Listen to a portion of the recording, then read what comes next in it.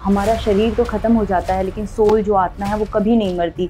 Soul जब एक शरीर को त्यागती है और जब एक नया शरीर धारण करती है, उस बीच एक सोल की क्या जर्नी रहती है। बहुत बार लोग ये प्रश्न करते हैं, मृत्यु के बाद हमारा समय कैसा होगा। जो मृत्यु के अंत के समय के विचार होते हैं वो हमारी भूमिका बनते हैं अगले जन्म का। ऐसी आत्माएं जो अधीर होती हैं बार बार कोशिश करेंगी शरीर में प्रवेश करने का। मृत्यु के समय क्या होता है, ये कॉर्ड कट जाता है। जब किसी अपनों की मृत्यु होती है तो कुछ तो सोल ऐसी होती हैं कि वो उनसे मिलने के लिए उनके सपने में या किसी तरीके से भी उनसे कांटेक्ट करने की कोशिश करती हैं, लेकिन कुछ सोल जो होती हैं वो बिल्कुल चली जाती हैं, कभी नहीं आती लौट कर। जो हाईली इवॉल्व्ड सोल्स होती हैं वो कभी वापस नहीं देखती। जब वो अपनी शरीर से अटैचमेंट को तोड़ते हैं तब वो अपने सारे रिश्ते भी उस शरीर के साथ छोड़ जाते हैं, तो वो आगे चले जाते हैं, वो पीछे मुड़ के नहीं देखते। जो इस धरती पर रह गए और वो उन्हें याद कर रहे हैं, रो रहे हैं, पुकार रहे हैं, तो क्या उनकी पीड़ा, उनकी पुकार, उनका दर्द उन तक नहीं पहुंचता। अगर हम उनको बहुत ज़्यादा दर्द में पुकारते हैं, उनको दुख होता होगा, पर उनको पता है कि हायर पर्पस क्या है, क्योंकि ये दुख भी मोमेंटरीली है। तो फिर वो जब वहाँ भटक रहे होते हैं उन्हें नहीं कोई गाइड करता। उनको गाइड करने के लिए सब है, पानी पिलाने के लिए तो सब है, पर पीना तो खुद पड़ेगा। कुछ लोग जो है ना स्पिरिट से कम्युनिकेशन करना चाहते हैं। हम ये जानना चाहते हैं कि जो हमारी बेटी की मृत्यु हुई थी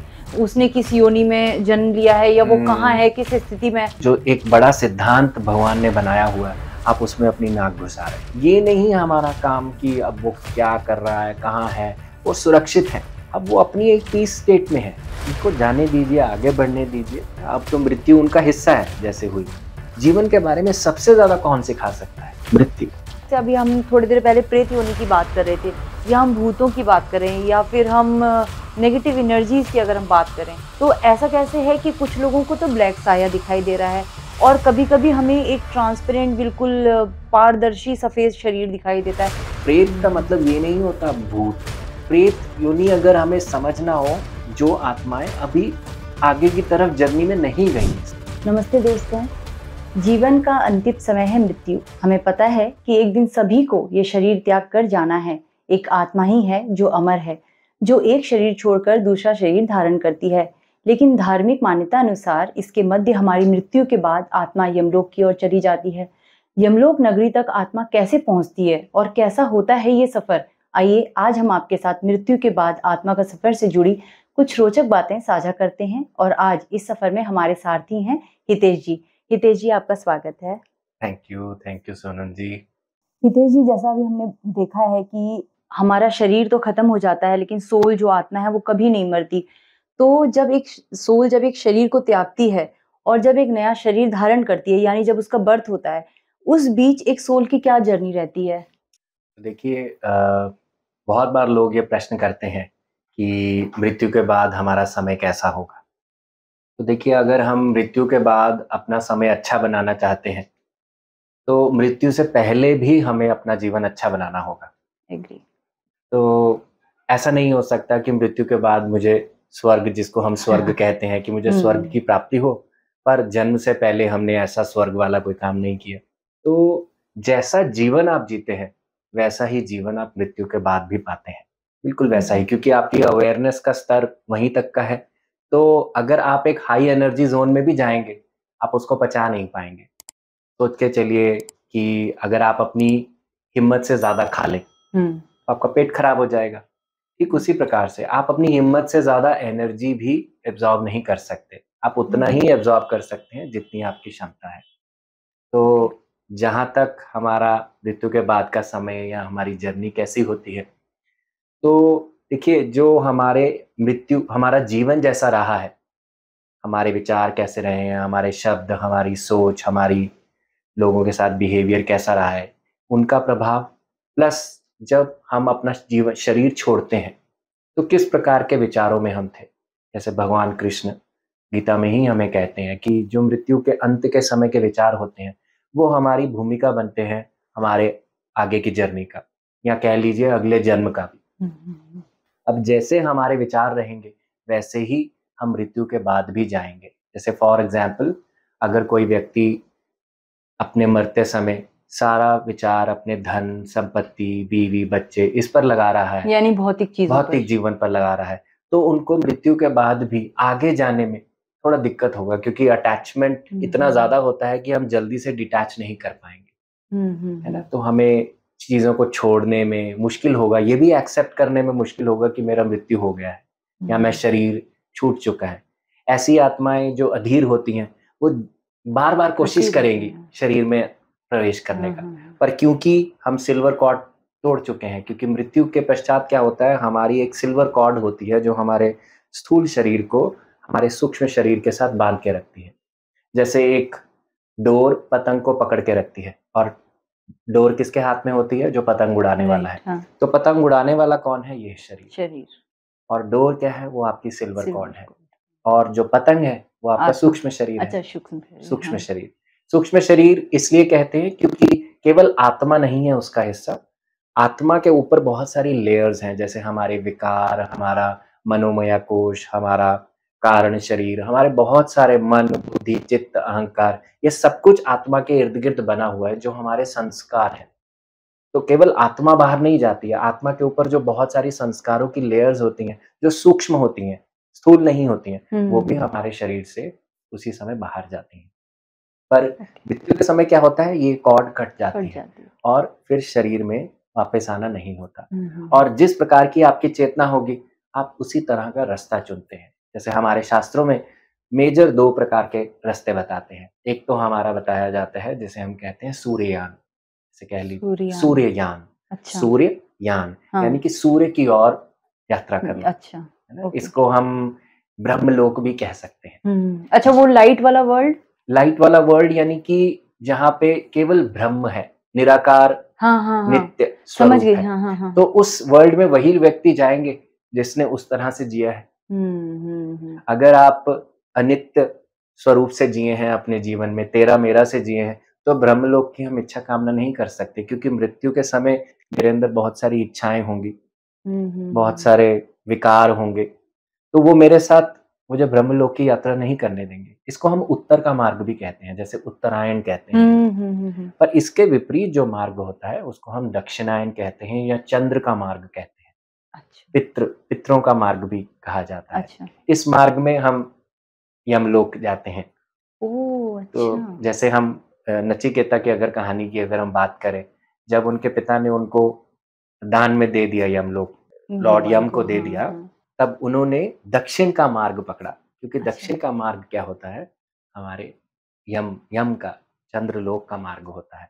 और यहाँ पे क्या होता है, अब जो आपने अच्छे कर्म किए होते हैं, आपको वो अच्छे उनका जो फल होता है वो मिलता है। और जो चीजें आपको लगती हैं कि मैंने बेहतर नहीं की या मैंने अच्छा नहीं किया, फिर उनको पूरा करने के लिए आपको वापस से शरीर धारण करना पड़ता है।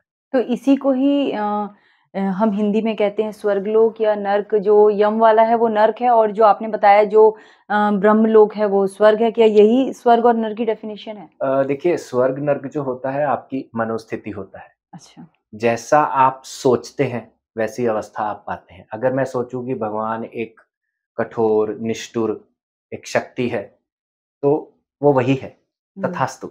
अच्छा। पर अगर मैं सोचूं कि भगवान ममतामय, बेनिवोलेंट है, बहुत काइंड है, दयालु है, तो वो है, तथास्तु। पर स्वर्ग नर्क जो होती है, हमारी मनोस्थिति क्रिएट करती है। हाँ, अगर हमारे कर्म अच्छे होंगे, हम अच्छा सोच रखते हैं, तो ऑब्वियसली फिर हमें स्वर्ग नर्क की मृत्यु के बाद कोई वो नहीं रहेगी। हम यहीं पे ही अपने जीवन को ही स्वर्ग बना सकते हैं, है ना। तो नर्क भी, अगर यमपुरी की भी बात करें, जैसे हम इंद्रलोक की भी बात करते हैं, है ना। इंद्रलोक क्या है, जहाँ पे हम इसे हेवन कहते हैं, जहाँ पे हम अच्छे काम जब करते हैं उनका हमें जो फल मिलता है हम वो लेते हैं। पर उसको लेने के बाद भी हम वापस आते हैं। जैसे चंद्रलोक के अधीन ये दोनों लोक हैं, इंद्रलोक भी है और यमलोक भी है ना। इंद्रलोक में क्या है, आप अपने अच्छे कर्म करते हो, पर अच्छे कर्म जब आप भुगत लेते हो, उनका जो आप लाभ ले लेते हो, फिर आपको शरीर लेना पड़ता है। यमलोक में तो लेना ही पड़ता है, क्योंकि आप जिस तरह से भी आपने काम किए और आप अच्छे काम अगर नहीं गए, आपकी अधोगति रही है, तो आपको फिर वापस से शरीर लेना ही होगा। अच्छा, इसमें हितेश जी एक मैं क्वेश्चन और करना चाहूँगी। अभी हमने कुछ टाइम पहले एक साधु टाइप के कैरेक्टर हैं, उनका हमने एक नियर डेथ एक्सपीरियंस रिकॉर्ड किया। तो उसमें उन्होंने बताया था कि आफ्टर मृत्यु जब यम स्वयं भगवान यम जब उन्हें लेने के लिए आए और वो गए, तो उन्होंने देखा कि मतलब बहुत पेन है उधर और लोगों को प्रताड़ना दी जा रही है, बहुत कष्ट में है, वो आत्माएँ चीख रही हैं, चिल्ला रही हैं और मतलब बहुत बुरा व्यवहार हो रहा है, उन्हें मारा जा रहा है। क्या सच में वैसा होता है उधर?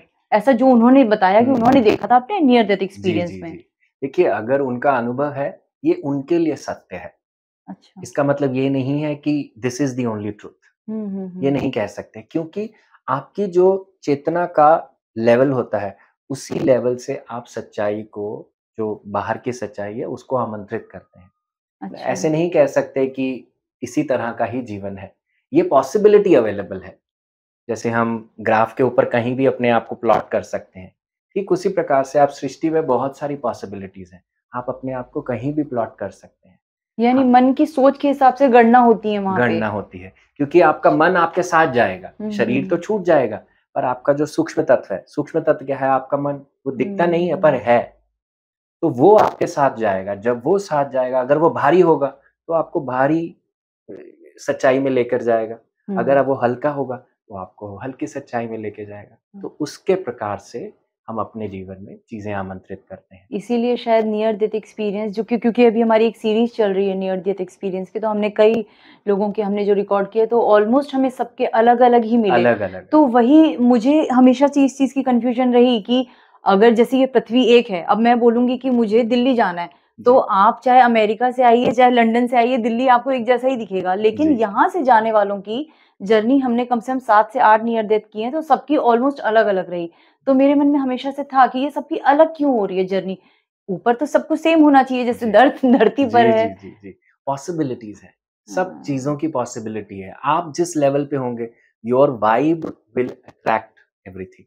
आपकी हुँ, जो रियलिटी है, आपकी जो खुद की चेतना है, उससे ही मिलती-जुलती आपको मिलेगी। और जैसे सोनम जी आप नियर डेथ एक्सपीरियंसेस की बात कर रहे हैं, तो ये तो एक तरह का अनुभव है। ऐसे भी बहुत सारे अनुभव रह चुके हैं, जहाँ पे लोगों को बहुत ही अच्छा अनुभव, एक्सपीरियंस होता है कि वो मृत्यु को छू के जब वापस आते हैं, तो उनको लाइट, उनको प्रकाश, उनको टनल, उनको हुँ, हुँ, हुँ। गाइड्स या महात्माओं से मिलना, ऐसी हुँ, भी चीज़ें होती हैं।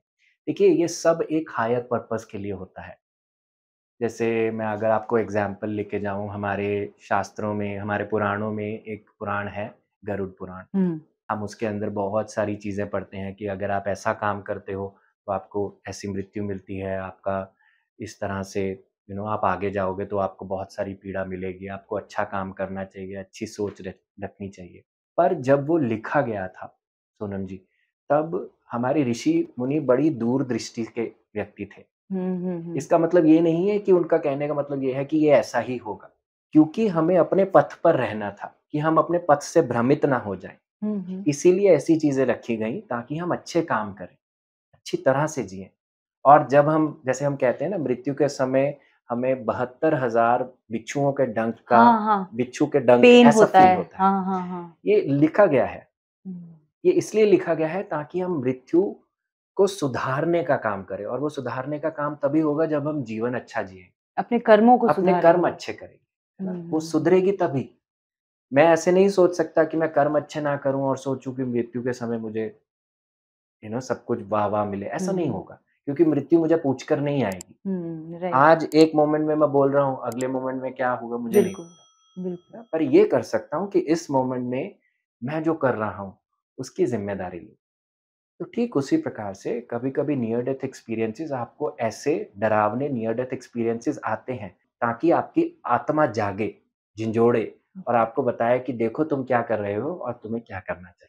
इसलिए भी ऐसे अनुभव आते हैं क्योंकि उसके बाद आपकी लाइफ में कोई डिफरेंट टर्न बहुत बार देखा गया है रिसर्च में कि जैसे नियर डेथ एक्सपीरियंस हुआ और नियर डेथ एक्सपीरियंस से पहले और बाद का जीवन में अंतर होता है। हाँ, लोग बहुत बदल जाते हैं, बहुत राइट? बदल जाते हैं। हुँ, तो वो हुँ। एक अच्छा टर्न देने के लिए कभी-कभी आपको एक ऐसी सच्चाई दिखाई जाती है, जो आपको अंदर से झंझोड़ दे और आप अपने जीवन की पूरी रिस्पॉन्सिबिलिटी लें। ओके। तो एक तरीके से ये गॉड एक तरीके से हमें जैसे स्कूल में टीचर होते थे ना, हुँ। आपको पनिश करने के लिए कि ताकि आप अपना नेक्स्ट टाइम अपना होमवर्क पूरा करें, तो एक तरीके से गॉड हमारे को एक डंडे से डरा रहे हैं कि आप अपने कर्मों को सुधार लो। गॉड भी नहीं, तो गॉड भी डराते नहीं, ये आपकी आत्मा ही खुद क्रिएट करती है। अच्छा। क्योंकि उसको पता है आपका प्रगति का स्तर क्या है, हाँ। आप क्या कर सकते हो, आपका क्षमता क्या है और आप कहाँ पे खड़े हो। हुँ। तो भगवान तो एक न्यूट्रल फील्ड है। जैसे मैं कहूँ शीशा कभी भी गलत चेहरा नहीं दिखाएगा, तो भगवान हम सबके लिए एक शीशा है। वो हमें गलत नहीं दिखाएगा, अगर मैं अच्छा तो अच्छा आएगा मेरे पास अनुभव, अगर मैं अच्छा नहीं हूँ तो मेरे पास वैसा ही अनुभव आएगा। अभी आपने जैसे बात की कि गॉड तो न्यूट्रल है और एक मिरर की तरह है जो हमारा खुद का रिफ्लेक्शन दिखाते हैं। तो मेरे मन में एक छोटा-सा क्वेश्चन है, जब कई लोग मेडिटेशन करते हैं, जी। तो उन्हें कुछ सुनाई देता है या उनकी कम्युनिकेशन होती है, तो क्या वो कम्युनिकेशन गॉड के साथ होती है या स्वयं की अंतरात्मा के साथ होती है? स्वयं की अंतरात्मा के साथ, क्योंकि आपकी आत्मा भी परमात्मा का ही अंश है। हुँ, जैसे एक सागर और एक नदी, है हाँ, तो दोनों पानी ही, तो राइट। दोनों का स्वरूप सेम है। पर क्योंकि वो एक बॉडी में है, आत्मा एक शरीर में रह रही है और चेतना का शरीर नहीं है, वो फॉर्मलेस स्पेस में है, परमात्मा स्वरूप में है। हुँ, तो इसलिए वो बड़ा है, वो सागर है और एक नदी वो जो आत्मा लिमिटेड है। स्वरूप हमारे अंदर रहती है। तो यानी कि जब हम कम्युनिकेशन करते हैं मेडिटेशन के दौरान या जो हमें आवाज़ें आती हैं, जो हमें बताती हैं कि ये सही है या गलत, जैसे कई बार हम क्वेश्चन करते हैं अपने मेडिटेशन के दौरान कि क्या मुझे ये करना चाहिए, नहीं तो वो हमारी अंतरात्मा होती है जो हमें बताती है कि ऐसा करो या ऐसा ना करो। और इसमें भी थोड़ा डिफरेंस है। अच्छा। जैसे कभी-कभी हमारी जो आवाज़ भी आती है, वो हमारे माइंड से आती है ना? क्योंकि हमें नहीं पता कि आत्मा की आवाज़ क्या है और माइंड की आवाज़ क्या है, हमें इसका विभाजन नहीं पता। हाँ, हाँ। पर इसका भी एक तरीका है जानने का। बताइए। क्योंकि माइंड हमेशा आपको चीज़ें जजमेंट में डालेगा। जैसे फॉर एग्ज़ाम्पल मैं अभी बहुत परेशान हूँ फॉर एग्ज़ाम्पल किसी एक रिश्ते से, हुँ, है ना? अब जब मैं आँखें बंद करूँगा और अपने लिए गाइडेंस माँगने की कोशिश करूँगा, तो मेरा मन कहेगा कि तू उससे बात मत कर, वो व्यक्ति थोड़ा नीच है, दुष्ट वृत्ति का है, वो तेरा फ़ायदा उठाना चाहता है, हुँ, तू अपना काम कर, उसे छोड़ दे। हुँ, तो हालाँकि ये गाइडेंस है, हुँ, पर इस गाइडेंस में उस व्यक्ति को कहीं न कहीं जज किया गया है, कि वो ऐसा है, उससे बात ऐसा मत है। करो। हाँ। पर आत्मा स्वरूप क्योंकि मेरे अंदर भी आत्मा है, उसके अंदर भी आत्मा है, हुँ, तो आत्मा कभी भी जजमेंट नहीं करती, नॉन जजमेंटल होती है। ओके। आत्मा आपको ये गाइडेंस दे सकती है कि वो जो कर रहा है उसको करने दे, तू अपना ध्यान रख, तू अपने अंदर की शक्ति पे ध्यान रख। तेरे हुँ। अंदर जो दीप जल रहा है, उस पर अपना फ़ोकस रख। तो दोनों में अंतर आया ना? हाँ, हाँ। तो हमें इस किसकी सुननी चाहिए, माइंड की या अपनी? आत्मा की आत्मा की। आत्मा क्योंकि माइंड तो आपको मैनिपुलेट कर सकता है। माइंड मैनिपुलेट कर सकता है और माइंड की खुद की आइडेंटिटी नहीं है। हुँ, माइंड की आइडेंटिटी आत्मा के कारण ही है। जैसे चाँद की रोशनी खुद की नहीं है, हुँ, वो किससे हुँ। लेता है? सूर्य से लेता है। हाँ, बिल्कुल, तो सूर्य क्या है? आत्मा और चाँद क्या है? मन। माइंड। अच्छा हितेश जी, जैसे आपने तो क्योंकि इस फ़ील्ड को ना, डेथ के फ़ील्ड को इतना एक्सप्लोर किया है ना कि हुँ, आपके हुँ। साथ मतलब अगर हम आत्मा से रिलेटेड बातें करें तो आप जितना अच्छे से गाइड करेंगे शायद ही कोई करे। तो एक और क्वेश्चन आता है, जैसे कि इस धरती पे हम सबकी फैमिली होती है, आपकी है, मेरी है, हम सबकी फैमिली है ना? जी। तो क्या ऐसे ही सोल वर्ल्ड में भी एक सोल की फैमिली होती है? जी, बिल्कुल। बिल्कुल होती है। तो उन्हें हम सोल ट्राइब कहते हैं या सोल फैमिली कहते हैं, हुँ, क्योंकि वो व्यक्ति आत्मा के स्तर पर होते हैं, उनसे हमारा ब्लड रिलेशन नहीं होता, पर हमारा जो लेवल ऑफ कॉन्शियसनेस होता है, वो सेम होता है। ओके। इसीलिए वो हमारी फैमिली का हिस्सा होते हैं, हुँ, जो हमारी आत्मिक फैमिली होती है, भौतिक फैमिली नहीं, जो हमारे परिवार वाली जो जिनसे खून का रिश्ता वो वाली नहीं। पर इन्हीं में से हम परिवार के लोग चुनते हैं। जैसे फॉर जो एग्ज़ाम्पल ऊपर फैमिली जो सोल ट्राइब है, उन्हीं में से ही आप अपनी फैमिली जो अर्थ में है, वो चुनकर जी, आते हैं। जी, जी। अच्छा, क्योंकि हम जैसे फॉर एग्ज़ाम्पल अब हमने किसी लाइफ़ टाइम में सीखा कि मैं कंपैशनेट नहीं था, अच्छा। दयालु नहीं था, मतलब कि मेरे अंदर करुणा कम थी, मैं लोगों को तंग करता था, जानवरों को भी बहुत परेशान किया, तो मेरे अंदर करुणा नहीं थी। और इस लाइफ़ टाइम में मैंने सोचा कि अब मुझे करुणा सीखनी है। जब एक थीम सेट कर लिया मैंने, अब मैं अपनी पिक्चर वैसे ही लिखूँगा। जैसे आज हम पिक्चर देखने जाते हैं, हर पिक्चर का एक थीम है। वो पैट्रियोटिज़्म ले लीजिए या थ्रिलर ले लीजिए, कॉमेडी ले हुँ, लीजिए, हुँ, है ना? हुँ। उसमें एक थीम, एक जॉनर आता है जिसके ऊपर वो चलते हैं। ठीक उसी प्रकार से हमारे जीवन का भी एक थीम होता है। जैसे अब मैंने थीम चुन लिया कि मुझे कंपैशन सीखना है। अब ओके। जब मैंने कंपैशन सीखना है, तो मैं अपनी स्क्रिप्ट लिखता हूँ। अपने जीवन की कहानी लिखता हूँ। शुरुआत करूँगा ऐसे कि मैं कंपैशन से दूर जाऊं। शुरुआत ऐसे करूंगा। क्यों करूंगा? क्योंकि जब तक मैं दूर नहीं जाऊंगा, मेरे को पास आने का आभास भी नहीं होगा। है ना? जैसे फॉर एग्जांपल मुझे प्यास, जब तक प्यास नहीं लगेगी, मैं हाथ भी नहीं हिलाऊंगा पानी का गिलास उठाने के लिए। भूख नहीं लगेगी, मैं खाना भी नहीं बनाऊंगा। मेरे को कोई बीमारी नहीं होगी, मैं तब तक अपने अंदर और कुछ सोचूंगा भी नहीं। कोई दिक्कत परेशानी आती है तभी मैं तो सोचता हूँ कि ये मेरे साथ क्यों हो रहा है, हु एम आई, ऐसा क्वेश्चन तभी जागता ना हमारे अंदर। तो जब हम ऐसी कथा लिखते हैं कि पहले हम उससे दूर जाते हैं, अब दूर जाएंगे, फिर जीवन के एक पक्ष में जाकर हम अपने आप अंदर सोल सर्चिंग करेंगे। जब सोल सर्चिंग होगी, फिर हम उसके नजदीक आएंगे, फिर हम अपना वास्तविक कंपैशनेट स्वरूप जगाएंगे। तो ऐसी जब स्क्रिप्ट लिखते हैं, फिर हमें उसके लिए किरदार भी चाहिए। बिल्कुल। अब किरदारों को फॉर एग्जाम्पल, अगर मैं पहले जैसे मैंने कहा कि कंपैशन से दूर जाऊंगा, तो शायद मैं ऐसे माता पिता चुनूंगा जो मेरे साथ नॉन कंपैशनेट हो। हाँ। है ना? फिर मैं अपने ग्रुप में कहूंगा कि मुझे ऐसी माँ चाहिए जो मुझे पैदा करके बस छोड़ दे, है ना? तो खुद चली जाए और पैदा करके मुझे छोड़ दे, ताकि मेरे अंदर गुस्सा बवाल बने, बवाल बनेगा, गुस्सा बनेगा, मेरे अंदर स्ट्रेस बनेगा लाइफ की सिचुएशंस को लेके। एक समय पे जाके जब मेरा ब्रेकडाउन होगा, फिर मैं सोचूंगा अब व्हाई क्या मी, करूं? अब क्या करूं? हाँ। फिर मैं दूसरा रास्ता, अंदर का मार्ग लूंगा, बाहर का मार्ग नहीं, अंदर का मार्ग। तो जब ऐसा किरदार चुनूंगा, फिर वो किरदार कहाँ से चुनते हैं? हम अपनी सोल फैमिली से चुनते हैं। और ये केवल मेरी लर्निंग नहीं होता, ये लर्निंग हमेशा म्यूचुअल होती है। जैसे जिनको मैं माँ भी चुनूंगा, उस आत्मा का भी कुछ लर्निंग होगा मेरे लिए, मेरे से। वो कहेंगे अच्छा मैं इसे करुणा सिखाऊंगी, तो फॉर एग्जाम्पल मुझे भी थोड़ा बहुत पेशेंस सीखना है ना? तो मैं पेशेंस सीखने के लिए इसको मैं अपना बेटा बनाती हूँ। तो इस तरह से फिर हम म्यूचुअली एक दूसरे से कुछ ना कुछ सीखते हुए अपने कॉन्ट्रैक्ट को कंप्लीट करते हैं। इसको सोल कॉन्ट्रैक्ट कहते सोल हैं। कॉन्ट्रैक्ट कहते हैं। इसमें कोई कंप्लीट कर जाएगा, अगर दोनों कंप्लीट कर जाए तो बहुत अच्छी बात, अगर नहीं करते तो जिसने कंप्लीट कर लिया वो उसमें से बाहर हो जाता है, जिसने नहीं कंप्लीट किया वो उसको कंटिन्यू रखता है। और ये कॉन्ट्रैक्ट्स कभी-कभी हमारे पास्ट लाइफ से भी बनते हैं। अच्छा। पिछले जन्मों से भी कॉन्ट्रैक्ट्स बना के, जैसे फॉर एग्जांपल हो सकता है कि जो आपने इस समय में माँ चुना, वो आपके पिछले जन्म में बीवी रह चुकी हो, या आप उनकी बीवी रह चुकी हो, है ना? तो इस प्रकार से जब हम उन कॉन्ट्रैक्ट्स को जीते हैं और अपनी फैमिली में से ही चुनते हैं, जैसे हमारे नेबरिंग ग्रुप्स भी होते हैं, जैसे हमारे घर पड़ोसी हैं, तो ऐसे ही ग्रुप्स वहाँ भी रहते हैं। अगर हमें वहाँ हमारी सोल फैमिली में से ऐसा कोई नहीं मिलता, तो हम अपने नेबरिंग ग्रुप्स में से भी चुनते हैं कि हाँ, मेरा ऐसा कोई व्यक्ति चाहिए। अगर उनकी भी इसमें विन-विन सिचुएशन बनती है, तो फिर वो हमारे साथ यहाँ धरती पर आते हैं। अच्छा।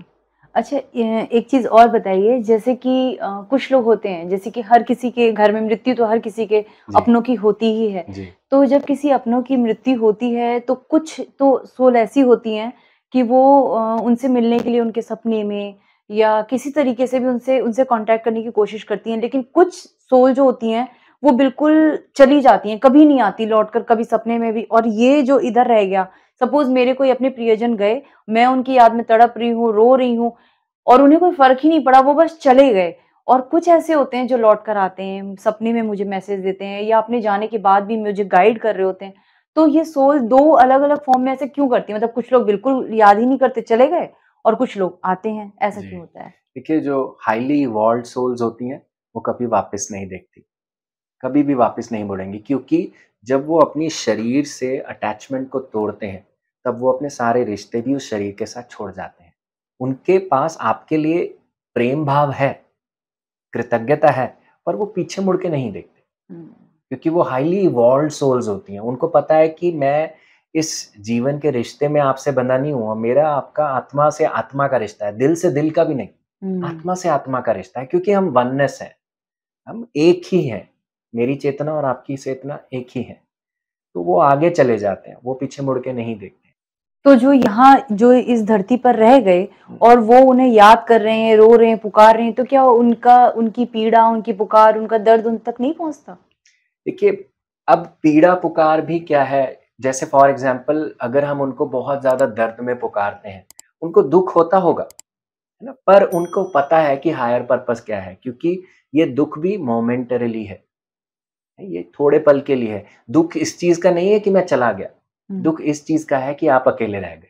तो वो जानते हैं कि ये दुःख भी आया है तो आपको एक हायर पर्पस आपके हायर पोटेंशियल में इवॉल्व करने के लिए आया, आप कुछ इससे लर्निंग के लिए आया, आप इससे उभरो। पर जहां तक दूसरी जो सोल्स होती हैं जो इतनी इवॉल्व नहीं होती या जो अपने जीवन में ही इतनी ज्यादा व्यस्त रही होती हैं और एक दिन उनको शरीर छोड़ना पड़ जाता है, तो ऐसी सोल्स को कई बारी एक्सेप्ट करना मुश्किल होता है कि मेरी मृत्यु हो गई। और इसमें भी वो कई रास्ते चुनते हैं। जैसे फॉर एग्जांपल अगर वो एक्सट्रीम अपनी चीज़ों से अटैच्ड हों, अपनी डिज़ायर से, अपने लोगों से, तो वो अर्थ बाउंड हो जाते हैं, यहीं पे रह जाते हैं। अच्छा। आगे जाने का मार्ग नहीं चुनते क्योंकि उनको लगता है अगर मैंने इनको छोड़ दिया यानी कि इनका क्या होगा? हाँ, इनका क्या होगा या मैं अच्छा नहीं हूँ, मैं बुरा हूँ। हम्म। पर वो हायर जो डायमेंशन है जिसने सब चीज का अरेंजमेंट किया उस पे ना भरोसा करके खुद पे ही ज्यादा भरोसा करते हैं। तो फिर वो जब वहां भटक रहे होते हैं उन्हें नहीं कोई गाइड करता? उनको गाइड करने के लिए सब है। अच्छा। जैसे पानी पिलाने के लिए तो सब है पर पीना तो खुद पड़ेगा। हाँ। अगर वो रेडी नहीं है उस चीज को देखने के लिए और अपनी ईगो बॉडी से ज्यादा जुड़े हुए हैं तो फिर वो वही चीज रह जाते हैं। बाकी कई souls, majority of the souls आगे बढ़ जाती हैं। उनको थोड़े समय के लिए दिक्कत थोड़ा होता है। जैसे हमारे हिंदू सिस्टम में भी आप देखें जब हम पूजा वगैरह करते हैं लोगों को, हम जब किसी का पार्थिव शरीर बनता है हम बहुत कितनी अच्छी अच्छी रिचुअल्स करते हैं। अगले 13 दिन के लिए हम पूरा उनका सब काम करते हैं। तो ये 13 दिन क्यों रखे जाते हैं? ये इसीलिए रखे जाते हैं ताकि उनको रियलाइज हो कि अब आपका काम यहाँ पे फिनिश हो गया है, अब आप आगे जा सकते हो। आगे जाओगे तभी फिर आप कुछ नया से आगे जाओगे, क्रिएट करोगे। हाँ, और हमारे सिस्टम में जैसे ये भी करते हैं कि जैसे जैसे आप शमशान भूमि में जाओ, अगले 13 दिन के लिए हम शमशान भूमि में पीपल का वृक्ष होता है, वहां पे उसके नीचे पानी डालते ही डालते हैं 13 दिन के लिए। अच्छा। क्यों डालते हैं? क्योंकि उनका कहना होता है कि अभी इस समय में वो प्रेत योनि में होते हैं। 13 दिनों तक? 13 दिनों तक नहीं, पूरे साल तक कहते हैं। ओह अच्छा। जैसे अगले साल हम फिर वो करते हैं ना पितृपक्ष आता है, हाँ, वो नहीं, श्राद्ध नहीं, फिर जैसे मृत्यु तर्पण या कुछ तर्पण करते हैं। अच्छा। तो अगले साल फिर वो पितृ योनि में, पितरों में ऐड कर दिए जाते हैं। 1 साल के लिए उनको हम प्रेत योनि में मानते हैं। इसका मतलब ये नहीं है कि वो भूत बन गए। हाँ। इसका मतलब सिंपल ये है, प्रेत हम उसे कहते हैं जो अपनी डिजायर से अटैच्ड होता है। शरीर छूट गया पर अपनी डिजायर से अटैच्ड है अभी भी, इसीलिए हम उनको प्रेत में रखते हैं कि उनके अंदर जो विकार, विकार है वो अभी भी चिपके हुए हैं। तो प्योरिफिकेशन का समय होता है। जब 1 साल बाद उनको हम अच्छे से दिल से अपने स्वीकार कर लेते हैं, उनकी डेथ को भी स्वीकार कर लेते हैं, प्लस उनके लिए बहुत सारा रिचुअल करते हैं जिसका साइंटिफिक पर्सपेक्टिव है। जब हम ये सारी चीजें करते हैं फिर 1 साल के बाद अब हम उनको कहते हैं अब आप हमारे पितरों में मिक्स हो जाओ, मतलब कि अब आप हमारे पितरों का हिस्सा हो, प्रेत का से हिस्सा आप मुक्त होकर पितरों में ऐड हो गए। क्योंकि उनके अंदर भी धीरे धीरे ये एब्जॉर्ब होने लगता है कि अब मेरा बॉडी नहीं है ना, तो एक्सेप्टेंस आने लगती है। तो फिर इसीलिए उनको फिर हम पितरों में डाल देते हैं। तो यही लोग जो होते हैं मतलब कि वो आगे धीरे धीरे एक्सेप्टेंस बनाते हुए फिर आगे चले जाते हैं और कांटेक्ट करते हैं। कई जो आत्माएं होती हैं आपको स्वप्न में आती हैं, है ना, आपसे बात करने की कोशिश करती हैं और वो उनका मतलब ये नहीं होता कि आपको अपने बारे में बताएं। उनका पर्पस मेजॉरिटी ये होता है कि आप ठीक रहो, आपको कोई दुख पीड़ा ना हो। जब हम ज्यादा किसी को दुख से, पेन से याद करते हैं तो क्या होता है फिर उनकी जर्नी में भी बाधा आती है। कि अब आप सोचिए माँ को ऑफिस जाना है और बच्चा पीछे से रोए तो क्या होगा? माँ का ध्यान इधर माँ रखा का होगा, ध्यान इस तरफ रहेगा। तो सेम वे वो व्यक्ति भी आगे अपनी तरफ जर्नी, अपने रियल पर्पस की तरफ अपनी आगे की जर्नी पूरी नहीं कर पाते। क्यों? क्योंकि जब पीछे अगर कोई उनको कंप्लेंट से याद करता है और कहता है कि तुम कहाँ चले गए, तुम मुझे अकेला छोड़ गए, मेरे को बहुत पेन है, गुस्सा है तुमसे, है ना? तो जब ये चीजें होती हैं तो फिर उनकी भी वाइब्रेशन लो हो जाती है, उनका जो जर्नी है उसमें बाधा बनने लगती है। पर इसके विपरीत अगर हम उनको बहुत सारा प्यार दें और उनको कहें कि जितना भी समय मैंने आपके साथ व्यतीत किया बहुत सुंदर समय था और इस समय को देने के लिए मुझे बहुत बहुत धन्यवाद, जितना भी समय हमने व्यतीत किया, और कृतज्ञता रखते हैं तो क्या होता है वो एनर्जी उनको बूस्ट करती है आगे की जर्नी को फटाफट पूरा करने के लिए। और कांटेक्ट उनको जब बनाना होता तो वो बनाते हैं। हमें अपनी तरफ से ज्यादा नहीं करना चाहिए कि कांटेक्ट बनाओ। कई मैं बहुत बार लोगों को मिलता हूँ, जैसे पास्ट लाइफ रिग्रेशन के लिए लोग आते हैं तो उनको बहुत रहता है कि मेरी बेटी की मृत्यु हो गई, मुझे उससे कांटेक्ट करना है, इसलिए मैं पास्ट लाइफ रिग्रेशन करना चाहता हूँ। पर मैं कहूँगा कि ज़्यादा फ़ोर्स नहीं करें। जैसे हम किसी को कॉल करते हैं, है ना? एक कॉल करने वाला होता है, एक कॉल उठाने वाला भी होता है। राइट। अगर उठाने वाला उठाना नहीं चाहता तो हम क्या कर सकते हैं? हुँ। तो इस चीज़ में ज़ोर-ज़बरदस्ती नहीं करनी चाहिए कि मुझसे बात करो, मुझे बताओ कि तुम कहाँ हो, क्या नहीं हो, क्योंकि इसके लिए बहुत एक्सपर्ट हेल्प चाहिए होती है। अगर हम थोड़ा लिटिल नॉलेज से उस चीज़ को करने की डील करने की कोशिश करते हैं, फिर हम गलत चीज़ों में अटक जाते हैं। हुँ। जैसे हम किसी से फ़ोन पे बात करते हैं और हम कहें कि तुम ये वाले व्यक्ति बोल रहे हो, मिस्टर ए बोल रहे हो, वो कहेगा हाँ, मिस्टर ए बोल रहा हूँ, पर आपको क्या गारंटी है कि वो मिस्टर ए है? हाँ, क्योंकि उस तरफ कौन है वो हमें नहीं पता। नहीं पता। इसीलिए हमें इन चीज़ों में ज़्यादा नहीं, स्पिरिट कम्युनिकेशन में ज़्यादा नहीं जाना चाहिए। ये ज़रूर है जो उनको वो मैसेज देना है, वो अपने आप तक वो अपने आप पहुँचा देंगे। आपको प्रेज़ेंस भी अपनी फ़ील करा देंगे। पर हुँ। इतना ज़्यादा अटैचमेंट ना रखें, क्योंकि बॉडी अब उन्होंने छोड़ दी है, तो आपको बॉडी से जो मोह भी था, उसको भी आपको लेट गो करना चाहिए। तभी उनकी भी प्रगति होगी और इसमें आपका भी हित है। जैसे आपने अभी हितेश जी बताया कि कुछ लोग जो है ना स्पिरिट से कम्युनिकेशन करना चाहते हैं, जैसे किसी माँ का या किसी पिता का बेटा चला गया या किसी का पति। तो क्योंकि हमारे चैनल पे हम अभी पास्ट लाइफ रिग्रेशन से रिलेटेड हमने वीडियो डाला था और नियर डेथ एक्सपीरियंस से भी रिलेटेड, तो हमारे पास बहुत सारे लोगों के मैसेजेस आए कि हम अपने पीएलआर हम अपना करवाना चाहते हैं, ताकि हम ये जान सकें कि हमारा, या फिर किसी और का पीएलआर, कि हम ये जानना चाहते हैं कि जो हमारी बेटी की मृत्यु हुई थी, उसने किस योनि में जन्म लिया है या वो कहाँ हुँ। है, किस स्थिति में है। मुझे लगता है कि ये नहीं होना नहीं चाहिए। करना चाहिए, क्योंकि अगर आप ये करते हैं तो यानी कि सबसे पहले एक जो बिगर लॉ है, हुँ। जो एक बड़ा सिद्धांत भगवान ने बनाया हुआ है, आप उसमें अपनी नाक घुसा रहे हैं। हुँ। है ना? आपका ठीक है, आपका अपने बच्चे के साथ मोह, प्यार था, आप उसे दिल से प्यार भेजिए ना बस। ये नहीं हमारा काम कि अब वो क्या कर रहा है, कहाँ है, वो सुरक्षित है। हुँ। सारी सफ़रिंग जो थी, पेन थी, वो इस शरीर में था। जब शरीर टूट गया, छूट गया, तो अब ऐसी सफ़रिंग नहीं है जैसे पहले थी। अब वो अपनी एक पीस स्टेट में है। उनको जाने दीजिए, आगे बढ़ने दीजिए और आप भी आगे बढ़िए। तो ये मैसेज उन लोगों के लिए है जो अपने जाने वालों को जाने के बाद भी याद कर रहे हैं या उनसे जुड़ने की कोशिश कर रहे हैं, ना करें। वो आत्मा अगर चली गई है तो ये उसका खुद का डिसीज़न था, उसे शांति से, प्रेम से जाने दें। बिल्कुल ठीक है ना? बिल्कुल सही। और हमें उनकी मृत्यु का भी आदर करना है। जब आप किसी की मृत्यु के साथ स्वीकृति नहीं बनाते हैं, तब यानी कि आप उस व्यक्ति के साथ भी स्वीकृति नहीं बना रहे हैं। हुँ। अब तो मृत्यु उनका हिस्सा है, जैसे हुई, है ना? किसी की मृत्यु हुई हार्ट अटैक से। अब मैं सोचूँ कि 20 साल की उम्र थी, हार्ट अटैक हो गया, ऐसा क्यों हुआ? हुँ। Not possible. तो मैंने हार्ट अटैक के साथ नॉन एक्सेप्टेंस बनाया। तो हुँ। यानी कि मैंने उनके साथ भी नॉन एक्सेप्टेंस बनाया और फिर ये प्यार कैसा हुआ? ओके।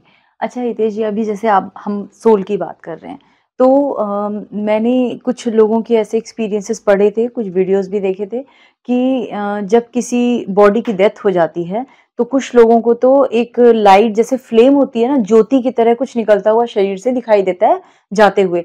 कुछ लोगों को एक छोटी-सी बिंदी जैसे एक होती है ना, एक एक सितारे की जैसी जी, छोटी-सी बिंदी चमकती हुई जाते दिखती है। जी। तो कुछ लोगों को बिंदी दिखाई दे रही है सितारे की तरह, कुछ लोगों को एक ज्योति दिखाई दे रही है निकलते हुए।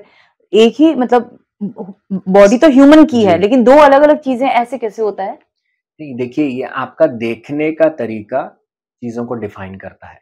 ओके। है वो सेम ही, वो सूक्ष्म तत्व ही शरीर से बाहर जा रहा है स्थूल से। वो हुँ। आपको ज्योत के रूप में दिखे या एक स्पेक ऑफ कॉन्शियसनेस के रूप में दिखे, लाइट हुँ। के रूप में दिखे, वो है सेम ही। पर अच्छा। आपका एक्सप्लेन करने का तरीका आपका खुद का है, आपकी दृष्टि अच्छा। खुद की है। ओके। तो जैसी आपकी सोच होती है, जैसा आप सोचते हैं, उसी तरीके से आप उसको देखते तो एक चीज़ और है, जैसे कि कुछ लोग, जैसे अभी हम थोड़ी देर पहले प्रेत योनि की बात कर रहे थे, या हम भूतों की बात कर रहे हैं, या फिर हम नेगेटिव एनर्जीज़ की अगर हम बात करें, तो नेगेटिव एनर्जी की हम बात करेंगे तो हम कहेंगे हमने ब्लैक शैडो देखी, हैं। है ना? या कुछ लोग प्रेत कहते हैं कि हमने आज हमने कोई व्हाइट ह्यूमन फॉर्म में ही दिखने वाला है, ह्यूमन स्ट्रक्चर ट्रांसपेरेंट व्हाइट में देखा। तो ऐसा कैसे है कि कुछ लोगों को तो ब्लैक साया दिखाई दे रहा है, और कभी-कभी हमें एक ट्रांसपेरेंट बिल्कुल पारदर्शी सफ़ेद शरीर दिखाई देता है, बिल्कुल ह्यूमन स्ट्रक्चर। तो ऐसा क्यों हो रहा है? देखिए, अगर हम बाहर जाएँ, हुँ। आपने नीला चश्मा लगाया हो, हुँ। मैंने हरा चश्मा लगाया हो, मैं कहूंगा दुनिया हरी है, हम्म, आप कहेंगे दुनिया नीली है। नीली है, हम्म, और हम इसी पे ही फाइट करेंगे। ओके। ठीक उसी प्रकार से ये नीला हरा क्या है, हमारा पर्सपेक्टिव है किसी चीज को देखने का, कि हम्म, ये काली है, ये हरी है, ये पीली है, आत्मा ऐसी है, आत्मा वैसी है, प्रेत ऐसा है। हम्म, उसकी तरफ से कुछ नहीं है, आपकी तरफ से सारा जजमेंट बना हुआ है। प्रेत का हम्म, मतलब ये नहीं होता भूत। हम्म, प्रेत योनि अगर हमें समझना हो, हम सिर्फ इसको इस तरह से समझ सकते हैं कि जो व्यक्ति, जो आत्माएं अभी आगे की तरफ जर्नी में नहीं गई हैं, सिर्फ उतना ही। वो अभी अपनी ईगो बॉडी में जुड़ी हुई हैं। और इसका हम्म, मतलब ये नहीं है कि उनका पुरुषार्थ मतलब कि वो कम है किसी से। वो उसी आत्मा चैतन्य स्वरूप से बनी है जहाँ से एक शुद्ध आत्मा बनी है। ठीक उसी से ही बनी है। पर जैसे रंग काला हो, पीला हो, वो तो है रंग ही। हम्म, ठीक उसी प्रकार से ऊपर की आत्मा, नीचे की आत्मा है तो आत्मा ही। प्रेत योनि इसलिए भी कहते हैं क्योंकि अभी उन्होंने अपनी आगे की जर्नी एक्सेप्ट नहीं करी है और वो अपनी डिजायर से अभी बहुत ज्यादा जुड़े हुए हैं। हम्म, इसलिए, सिर्फ इसीलिए। और कभी-कभी वो एक्सेप्ट भी नहीं करते कि उनकी मृत्यु हो चुकी है।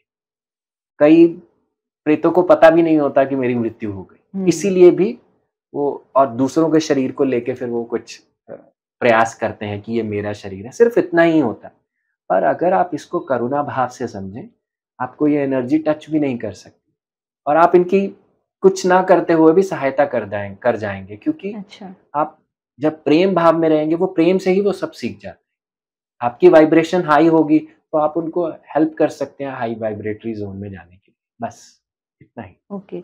और आजकल जैसे कि वो कुछ कैमरे निकले हैं, कुछ सेंसर कैमरे हैं, उसमें क्या है वो कहते हैं कि जो एनर्जी है वो ऑर्ब्स के रूप में दिखाई देती है। देती है, हाँ जी। तो वो अगर हम बात करें तो यहाँ तो फिर वो जो एनर्जी है जो हमने कहा अभी कि अपने जैसे बताया कि बॉडी में उसका कोई एक रूप, रंग, कोई आकार नहीं है, तो फिर वो ऑर्ब्स में कैमरे में कैसे दिखाई देती है? देखिए, आत्मा और सूक्ष्म शरीर अलग-अलग कॉन्सेप्ट्स हैं। हुँ, हुँ, सूक्ष्म शरीर आत्मा के ऊपर जैसे प्याज के ऊपर बहुत सारी लेयर्स होती हैं, हुँ, वह सूक्ष्म शरीर है। हुँ, पर जो अंदर का कोर है वो आत्मा है, जो दिखता नहीं है, जो समझ नहीं आता, जो जो खाली है, जिसका कुछ भी रूप रंग नहीं है। हुँ, आत्मा के ऊपर बहुत सारी लेयर्स चढ़ी हुई हैं। जो हुँ। ऑर्ब आपको दिखता है वो सूक्ष्म शरीर दिखता है, अच्छा, वो ओके। सूक्ष्म शरीर है। आत्मा क्या होती है, उसका तो कोई रूप कुछ भी नहीं है, वो तो एक प्योर कॉन्शियसनेस है। हाँ, हाँ, हाँ। सिर्फ प्योर कॉन्शियसनेस। ऊपर जो कुछ भी बना हुआ है वो हम एनर्जी को नोटिस करते हैं कि ऑर्ब इतना बड़ा है, ऑर्ब इतना छोटा हुँ, है, ये है, हुँ, हुँ, वो है। हुँ। उसको हम सूक्ष्म शरीर को नोटिस करते हैं। जैसे हम अपनी ऑरिक बॉडी भी ट्रिलियन कैमरा से चेक करते हैं ना, हमारा हुँ। ऑरा कितना बड़ा हाँ, है, हाँ, कितना हाँ। छोटा है। हुँ, हुँ, वो आप अपने सटल बॉडीज़ को चेक कर रहे हैं, आपकी आत्मा को नहीं चेक कर रहा। हुँ। ऐसा कोई इक्विपमेंट नहीं बना कि आपकी आत्मा को चेक कर हाँ, सके। वो इक्विपमेंट सिर्फ यही है कि आप ध्यान में बैठे। आप ओके, तभी उसकी एनर्जी को फ़ील कर सकते हैं। फ़ील कर जो सकते हैं। विकार होते हैं अगर वो ऊपर चढ़े होंगे, वो भारी होंगे, तो हमारा सूक्ष्म तत्व भी जो है, सूक्ष्म शरीर जो है वो भारी होगा। हाँ। अगर सूक्ष्म तत्व हल्का होगा, विकार नहीं चढ़े होंगे, तो आत्मा की जो अंदर की जो प्रकाश है, वो उसके ऊपर आएगा, उसमें से हुँ। झलकेगा। अच्छा हितेश जी, अभी तो हम आत्मा की जैसे हमने बात की, तो मृत्यु एक अटल सत्य है जिसे कहते हैं। तो जब इस शरीर को आत्मा छोड़ती है, तो कुछ लोगों को के तो जैसे कहते हैं आँखें खुली रह गई, कुछ लोगों के मुँह हुँ, खुले रह जाते हैं, कुछ लोगों की जैसे यूरिन पास हो जाती है। जी, तो मतलब आत्मा एग्ज़िट करने के उसके अलग-अलग पॉइंट हैं और किस तरीके से क्यों उस पोर्शन से वो एग्ज़िट करती है वो? जी। तो देखिए आपका जो लेवल ऑफ कॉन्शियसनेस होता है, उस एग्ज़िट को डिफ़ाइन करता है। जैसे बहुत सारे जो ब्रह्म ज्ञानी होते हैं, उनका ब्रह्मरंध्र से हाँ। आत्मा निकलता है हुँ, ना? हुँ, तो इसी प्रकार से ही आपका जो लेवल ऑफ कॉन्शियसनेस है, उस एग्ज़िट को डिफ़ाइन करता है। जैसे फॉर एग्ज़ाम्पल हमारे अंदर 5 तरह की वायु होती है, प्राण, अपान, व्यान, समान, उदान। प्राण यानी कि ब्रेथ को लेना, प्राणवायु, अच्छा। अपान यानी कि ब्रेथ को छोड़ना। अच्छा। व्यान क्या करती है, जब हम साँस लेते हैं, साँस छोड़ते हैं, कभी-कभी हम बीच में होल्ड करते हैं, तो वो व्यान से होता है। और समान क्या करती है, समान वायु हमारी जो डाइजेशन में हेल्प करती है। और अंत में होती है उदान। उदान अच्छा, वायु यहाँ पे होती है, हमारे थ्रोट रीजन थ्रोट में। चक्रा हाँ, में?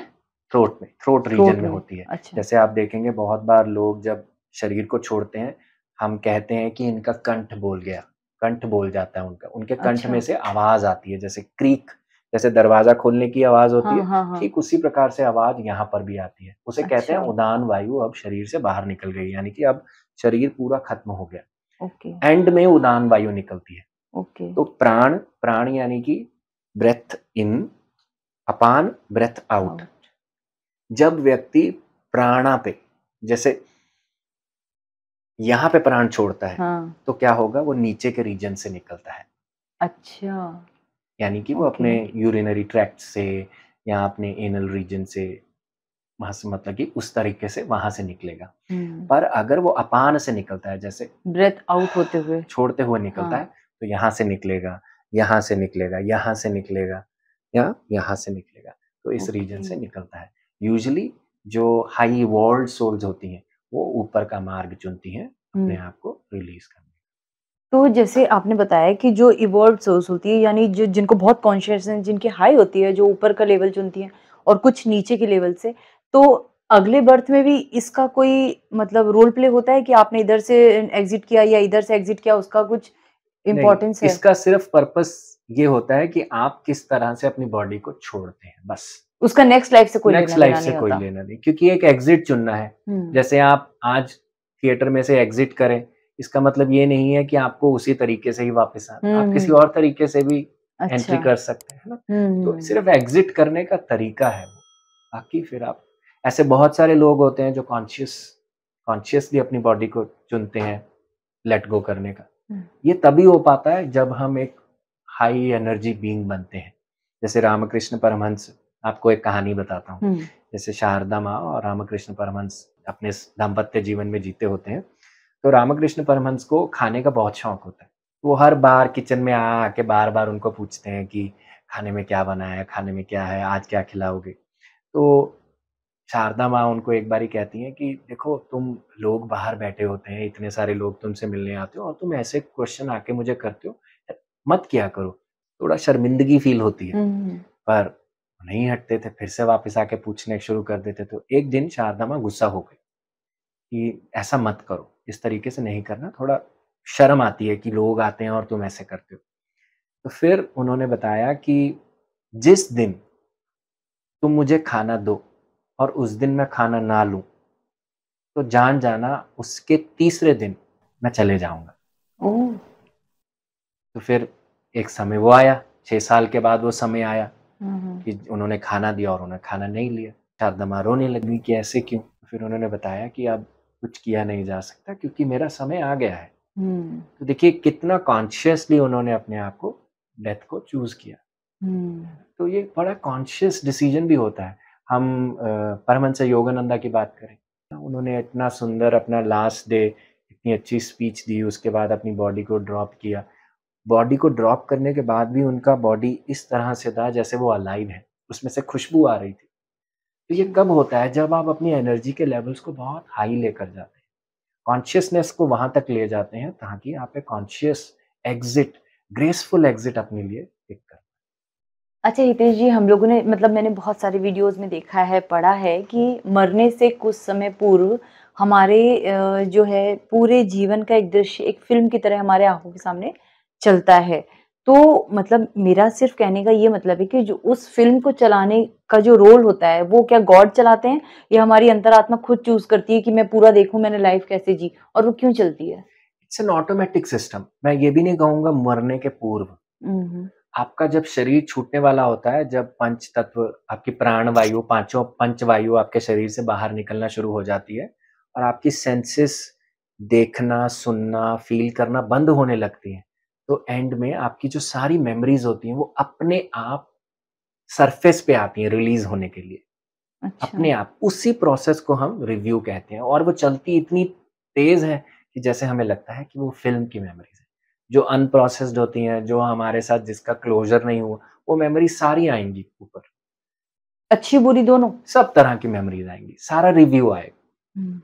तो ये सारा ज़रूरी नहीं है कि एंड एंड शरीर को छोड़ने के बाद भी आए, शरीर से पहले भी ये प्रोसेस शुरू हो जाती है और ये ऑटोमैटिक सिस्टम होता है। हुँ। जैसे फॉर एग्ज़ाम्पल आप संदूक को बंद करें और उसके अंदर कुछ डाल दें। हुँ। ऊपर की लेयर्स पे जो डालेंगे वो तो पहले ऊपर से ही निकलेगा हुँ, ना, हुँ, जब हुँ। खोलेंगे तो। ठीक उसी प्रकार से।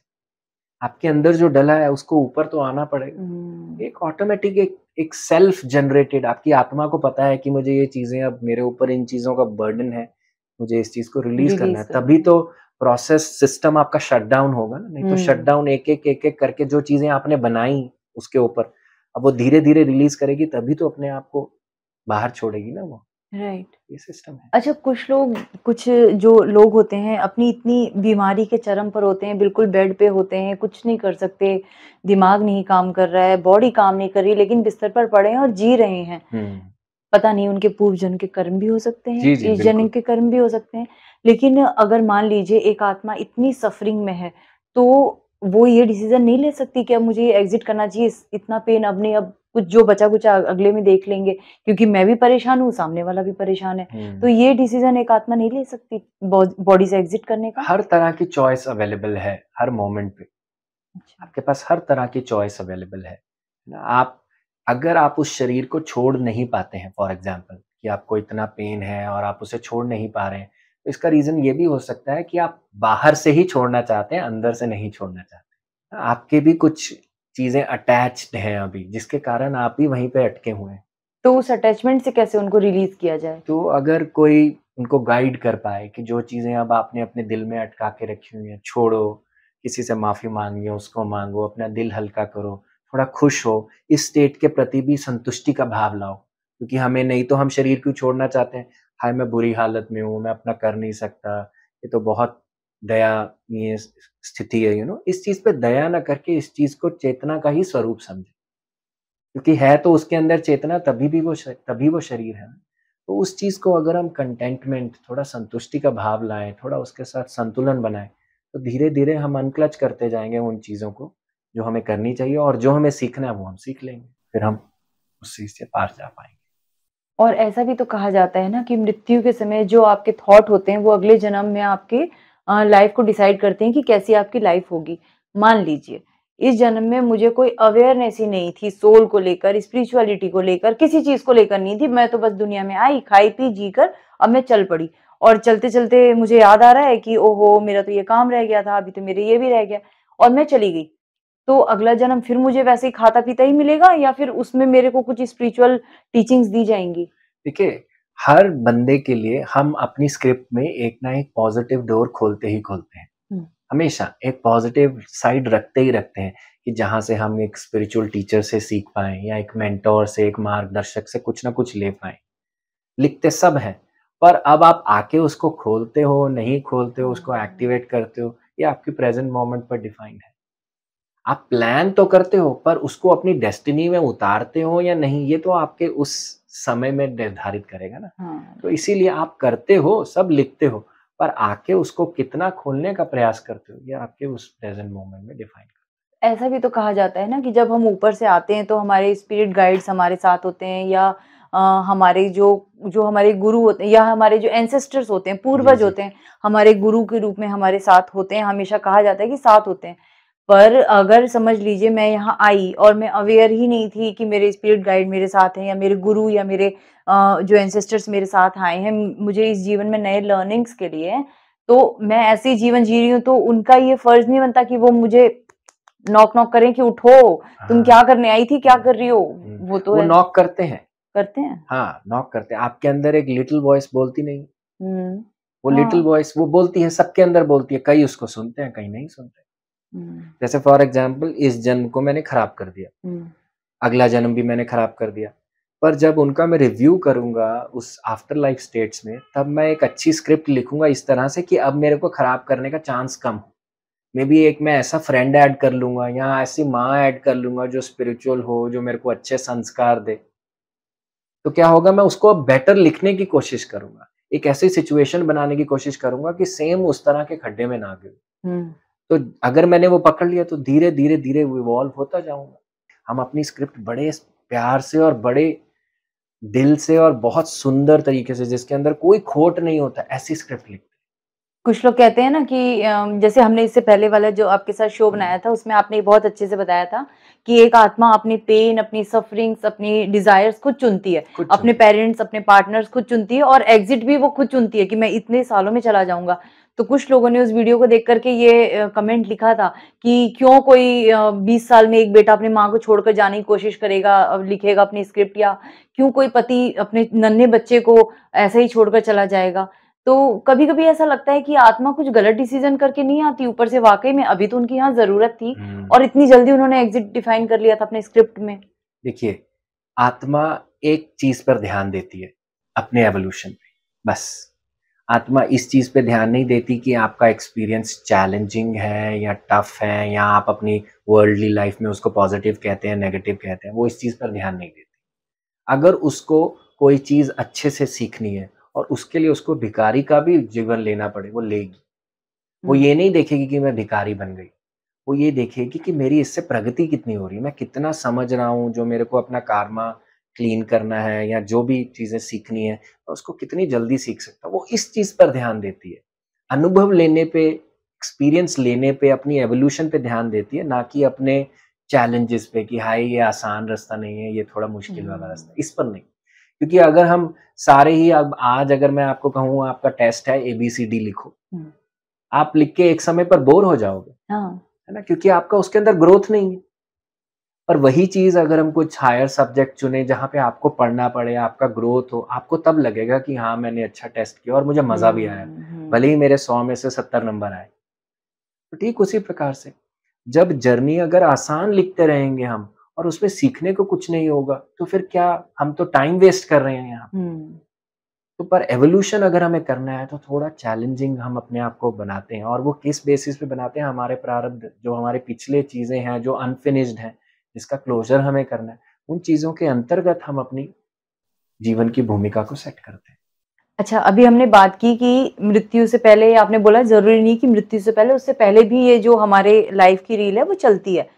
तो कुछ लोग तो जो स्पिरिचुअली अवेयर होते हैं, वो तो बड़ी शांति से अपनी पूरी जर्नी को देखते हैं, एन्जॉय करते हुए एग्ज़िट कर जाते हैं। लेकिन कुछ लोग, मैंने जैसे आपसे इससे पहले भी पूछा था कि वो मेरी पत्नी यहाँ है, ओहो! मेरा धन तो यहाँ गड़ा हुआ रह गया, मेरी प्रॉपर्टी वहाँ फँसी है, उसमें रह गए। तो अब जो अगला जन्म वो ले रहे हैं, तो क्या उनकी फिर उसी लेवल से स्टार्टिंग होगी या थोड़े हाई लेवल पर आएँगे वो? कि देखिए, जहाँ पे आपने छोड़ा आप वहीं से ही शुरुआत करेंगे, अच्छा। है ना? पर ये है कि देखिए, मृत्यु आपका सरेंडर माँगेगी, समर्पण माँगेगी, हुँ। है ना? अगर मैं मृत्यु के समय मृत्यु से लड़ूँगा, जूझूँगा और उसे कहूँगा नहीं, नहीं, हाय ये क्या हो रहा है, ये क्या हो रहा है? तो वो फिर वो 72,000 जो बिच्छुओं का डंक दर्द। मुझे एक्सपीरियंस होगा। हाँ, हाँ। पर अगर आप किसी साधु को, किसी संत को, किसी एक इवॉल्व्ड बीइंग को, एक नॉर्मल व्यक्ति जो अपनी लाइफ में एक ठहराव से चलता है, उसको वो दर्द नहीं होगा। क्यों नहीं होगा? क्योंकि उसकी कोई लड़ाई नहीं है मृत्यु से, उसका सिर्फ समर्पण भाव है। पर मृत्यु के समय वही समर्पण कर पाता है, जिसने जीवन में समर्पण करना सीखा हो। मैं ऐसे नहीं कर सकता कि मैं सारा जीवन अपना लगा रहूँ और एंड में सोचूँ कि हाँ, मेरे मुँह से राम-राम निकलेगा और मेरा समर्पण हो जाएगा, ऐसे नहीं हो सकता। We have to be practical. तो उसके लिए मेरे को अगर पढ़ाई नहीं की होगी, मैंने जीवन को उस तरह से इस्तेमाल नहीं किया होगा, तब मृत्यु के समय नहीं हो सकता। ये तो वैसे ही हो गया ना कि पूरी साल पढ़ाई नहीं की और रिजल्ट के टाइम पर हम रो रहे हैं। बिल्कुल, सही बात है। तो इसीलिए उसकी तैयारी पहले करो। जीवन होता किस लिए? जीवन इसी के लिए होता है कि इसे हम बढ़िया बनाएँ, सुधारें, और जीवन के बारे में सबसे ज़्यादा कौन सिखा सकता है? मृत्यु। हाँ, राइट। आर्ट ऑफ लिविंग कौन सिखा सकता है? डेथ। जिससे लोग सबसे ज़्यादा डरते सबसे हैं। ज़्यादा डरते हैं। तो इसीलिए अगर हम अपना लाइफ सुधारेंगे, हमारा डेथ ऑटोमैटिकली उसी स्टेट में जाएगा। तो हितेश जी, आज आपने इतना सुंदर मैसेज दिया है कि अगर हमें लाइफ को समझना है तो सबसे पहले एक्सेप्ट करो डेथ को, और डेथ हमारी सबसे बड़ी एक टीचर है, राइट?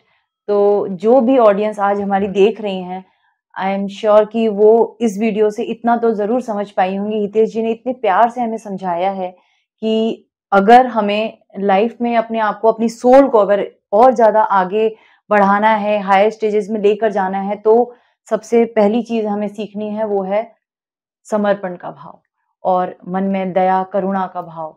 और अगर हम स्पिरिचुअल पाथ पर चलते हैं तो शायद ये सब चीज़ें हमारे लिए बहुत ईज़ी हो जाती हैं।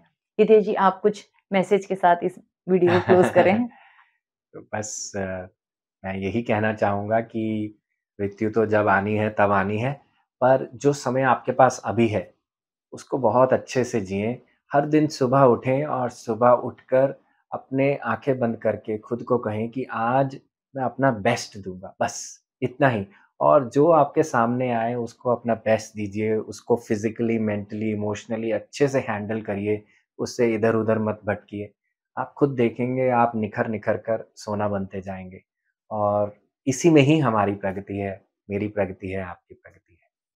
Hitesh, thank you so much. Thank you for your thank you, time. Thank you thank you for very much. knowledge. Thank Thank you. You so much. Thank you, viewers.